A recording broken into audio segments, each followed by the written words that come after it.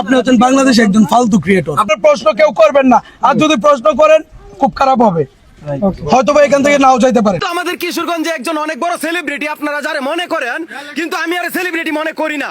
কারণ অ্যালেক্স সবুজ নাম, সে আগে মাস্টার্স ধরতো, এখন জুতার দোকান দিচ্ছে।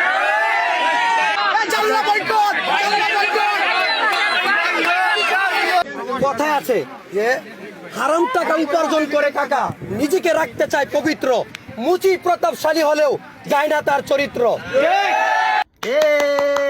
এই যে চশমালা ভাই, আন্নে যে ছন্দটা কইছুন এটা কয়া করে নিজেরা গর্ভবতী মনে করতেছুন, এইটাই তো। হ্যাঁ, কিন্তু আমরা মনে করতেছি না, আমরা মনটা কইতেছি আন্নে ফুটকির মধ্যে একটা চেপ মারি ওয়াক থু। একজনের লাগে মানবিক কাজ করতেছুন, আর অন্য মানুষের ফুটকিটা বাস দিতেছুন। ঠিক আছে, আন্নারা যে কোন লেভেলের মানুষ এটা আমরা বুঝতেছি।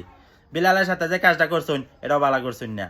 তারপর হইতেছে এই যে সবুজ রে আপনারা যেই অপমানজনক কথা কইতেছুন, জালো টাকি মাকি এটা মাস্টার্স ধরতো। আরে ভাই, মানুষের তো সমস্যা থাকতেই পারে, এলাক সবুজ তো মানুষই, তার কোনো সমস্যা আছে কিনা এটা আগে দেখুন। ঠিক আছে, তারপরে কিছু ভিডিও দেখলাম সবুজ তো আইসেই, কিন্তু এই যে আপনারা অপমানজনক কথা কইলেন, অপমান করলেন, কাজটা কি ঠিক করলেন? আর ভাই যে কইলেন যে পাপ করে টাকা কামাইছে, ঠিক আছে, পাপ করে টাকা কামাই করছে, এর লাগে মুসির অভ্যাস গেছে না। বাইরে হ্যাঁ, যদি টিকটকে ফেসবুকে ইউটিউবে ভিডিও দেয়া টেহা কামাই করে যদি ফাপ করে, তাহলে এই যে আইনহারা ভিডিও করতেছুন, ফেসবুকে আইনহারা ভিডিও দিতেছুন, টেহা ইনকাম করতেছুন, তাহলে এটা হালাল নাকি? আইনহারার বেলায় হালাল আর অন্যজনের বেলায় হারাম। হ্যাঁ।